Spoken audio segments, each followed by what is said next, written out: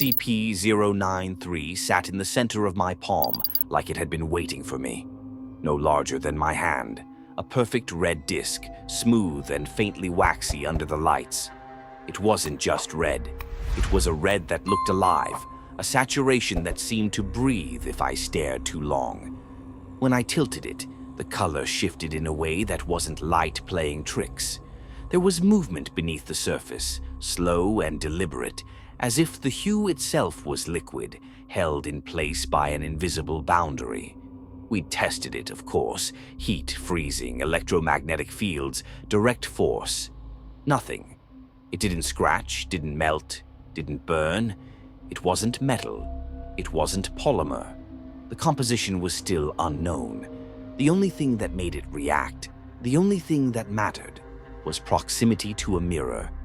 In my hand, it almost had weight in a different sense, not heavier, but expectant. I stepped into the testing chamber.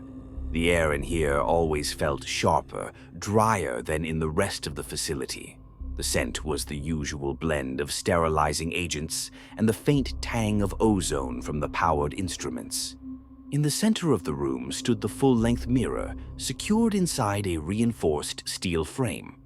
From its base, a thick black cable ran to a squat monitoring console, the screen alive with lines of data that meant little until something happened.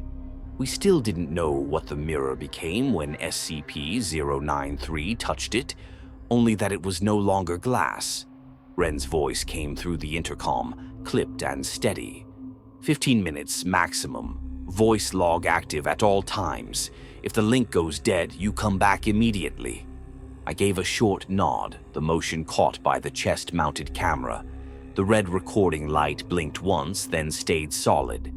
I adjusted my grip on SCP-093, feeling the faintest push against my palm, as if it wanted to leap toward the glass. I looked up at the observation deck. Ren stood at the center, watching me. To his left, Beckett leaned over a monitor. Parsons was by the data relay, fingers poised over the console. They didn't need to say anything. Every eye was on me. I walked to the mirror and placed my free hand flat against the surface. There was no ripple, no distortion, no flash. The reflection simply ceased to exist. One moment I was looking at myself, the cut of my fatigues, the tired set of my jaw. And the next, the glass was not glass. My hand pressed into something that had the wrong kind of resistance, like moving into a vacuum with just enough pressure to feel alien, and then it let me through. I stepped forward and the world shifted. Cracked pavement stretched out under my boots, jagged lines breaking the surface as though the ground had been stressed repeatedly over years. The air was dry, cold, but scentless, so clean it was unnatural. The sky above was an even oppressive gray, no sun, no shadows, no visible source of light. Around me rose buildings that, at first glance, might have been ordinary, but the longer I looked, the more they seemed wrong. The windows were too tall, the doors unevenly spaced, and there were no signs, no markings, nothing to indicate that people had ever been here. No movement, no sound. The silence pressed against my ears. "Urban setting," I said for the log, my voice sounding too loud in the emptiness. Structures intact. No visible decay. No signs of life. The handheld scanner hummed as I swept it across the street. Oxygen levels, normal. Nitrogen, standard. No radiation spikes, no airborne anomalies. I began moving forward, keeping my steps even, deliberate. The sound of my boots echoed sharply, too sharply, and then I saw it. An impression in the pavement, human-shaped, shallow but precise. A person frozen mid-stride, pressed into the surface like wet clay, hardened in an instant. A few meters on, another, this one lying on its side, arms stretched forward. I kept walking. The shapes became more detailed. Clothing folds, individual fingers. One face caught mid-scream. My hand tightened on SCP-093. I glanced back. The mirror was still visible at the far end of the street. Turning the corner, I saw the only vehicle in sight, a white truck, its doors open. The interior was stripped bare, down to bare metal. On the dashboard sat a book, bound in warped, brown leather. Across its cover, in frantic black ink, uneven letters read, "We are being watched." I picked it up and opened it. The handwriting inside was hurried, uneven, the ink bleeding into the paper. "If you are reading this, you made it through. This is not a place, it is a design. This city is not abandoned, it is waiting.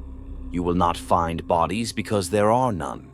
We were never meant to stay whole. They are not watching from a place, they are watching from a moment."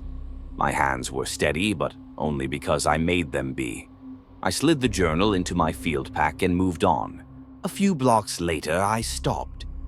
A mural covered the side of a building, a tall, faceless figure in rough black strokes, its head tilted upward towards something unseen. Beneath its feet, in crude lettering, were the words, "Nothing remains in the mirror except what you leave behind." The weight in my stomach grew. I turned toward the open space where my return point should be. The steel frame stood there, empty, no glass. My pulse spiked. "Command, I don't have visual on the mirror." Ren's voice came back immediately. "Affirmative, it's still here on our side. Your reflection is visible." I turned back, and there it was, whole. My reflection stood inside it, matching me perfectly.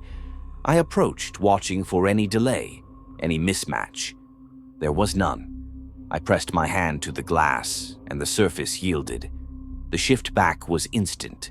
The sterile bite of the facility's air, the hum of machinery, the harsh white light. Parsons moved to shut down the feed, Beckett scrolling through my footage.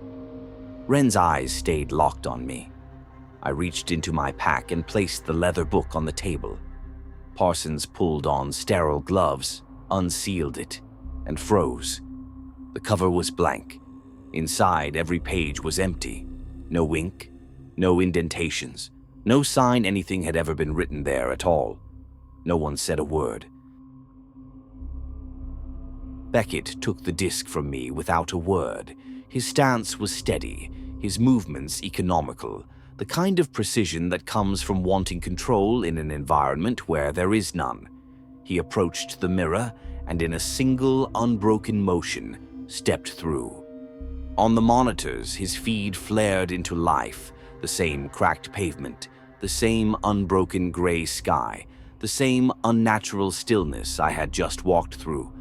But it didn't take long to see what had changed. The impressions, the human shapes burned into the ground were gone. Not faded, not eroded, erased. The concrete was whole, smooth, as though no one had ever been there before him. Beckett's voice came through the calm, low and clinical. "Structures intact, no decay, no movement. Whatever you saw, Rains, it's not here now." He retraced my path exactly, past the points where the impressions had been, past the truck, which sat in the street like a prop placed for atmosphere. He didn't stop there. He went to the mural. "It's still here," he said, "but the message is different." His body cam refocused on the wall. The faceless charcoal figure stood just as I'd seen it, tilted toward the sky. But the words beneath it were no longer "nothing remains in the mirror except what you leave behind." Instead, they read, "You took something that was not yours." My mouth went dry. Parsons murmured behind me, "What the hell does that mean?"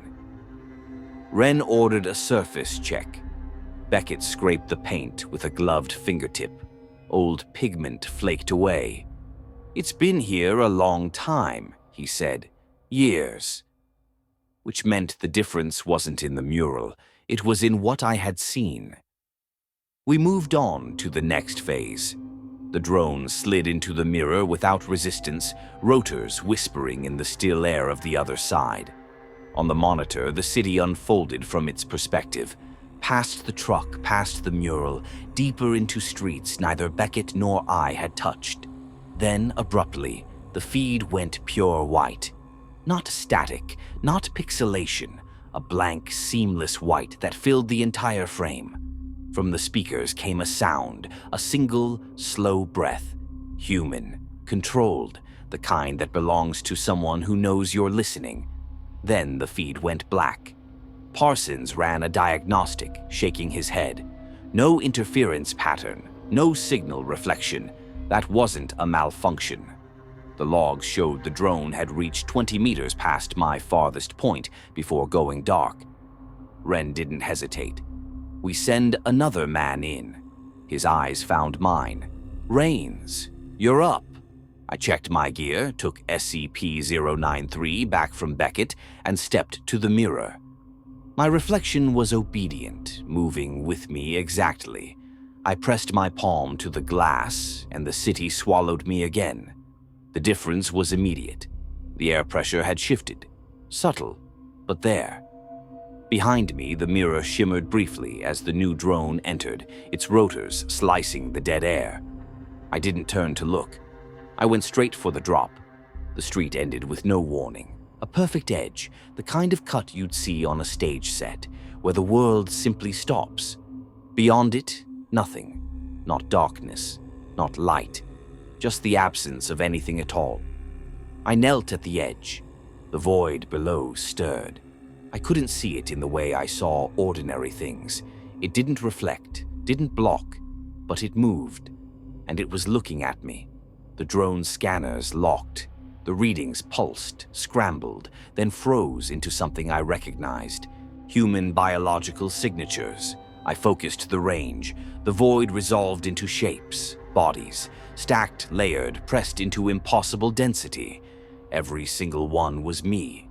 Some whole, some broken, some blurred, as if only half-formed, a vertical graveyard of myself. The calm cracked, and I heard my own voice, thin and distant.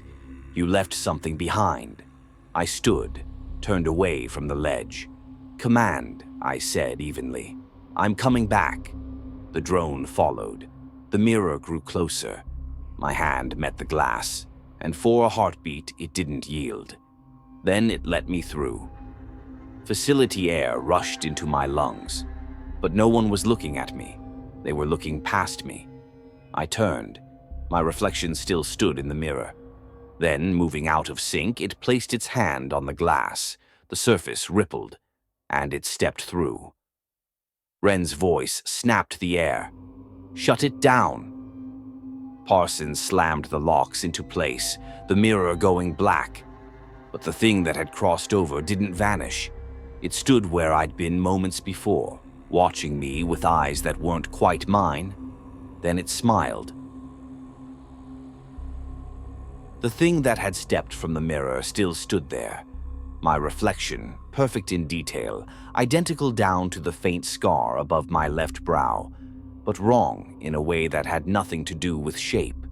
It stood as though the room belonged to it, as though it had always been here, as though we were the guests. The smile it wore was subtle, but it dug deep, unsettling in its patience. It wasn't an expression meant to comfort or threaten. It was the recognition of a decision already made. Wren didn't look away from it when he spoke. "One more run," he said. "This time we make contact."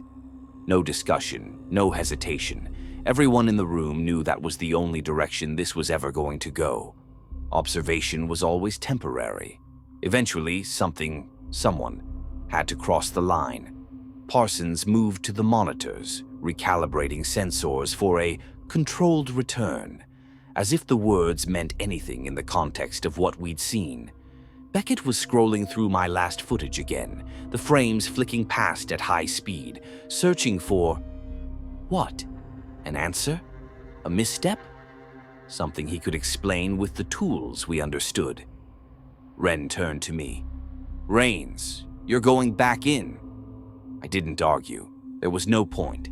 SCP-093 was warm against my palm again, heavier than before, as if it had learned something from the last two traversals. My reflection in the mirror, the real one, moved with me, perfectly in sync. No delay, no twitch, No sign of the thing that had taken my place in the last run. I pressed my hand to the glass. The city received me in silence. The air was heavier now, thick in a way that wasn't weather.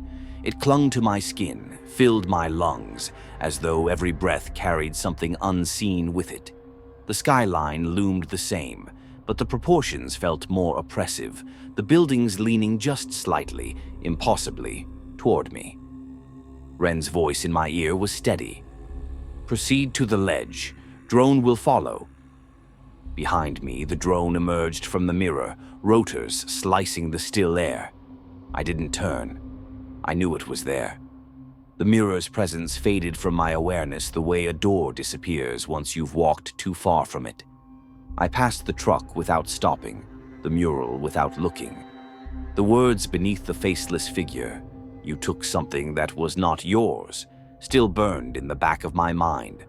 When I reached the ledge, the void was waiting. It wasn't nothing. It was an absence that knew it was being looked at. The scanner's readings scrambled, fought to stabilize. Then the shape below began to rise. Human readings. The void sharpened into density. Bodies. All of them me. Hundreds. Thousands. Layered, crushed together into a single impossible structure. Some faces were mine as I knew it. Others were broken, blurred, melted into each other. Every version that had failed to return. Every version that had been left here. Then the voice came. My own voice, in my ear. "You left something behind." I turned from the ledge. "Command," I said, forcing my breathing into something steady. "I'm coming back." The drone followed without resistance, its sensors still aimed at the void. Each step toward the mirror was measured, deliberate. My hand met the glass. This time it pushed back. Not much, not enough to stop me, but enough to make me aware that something on the other side was thinking about whether to let me through. Then I was back.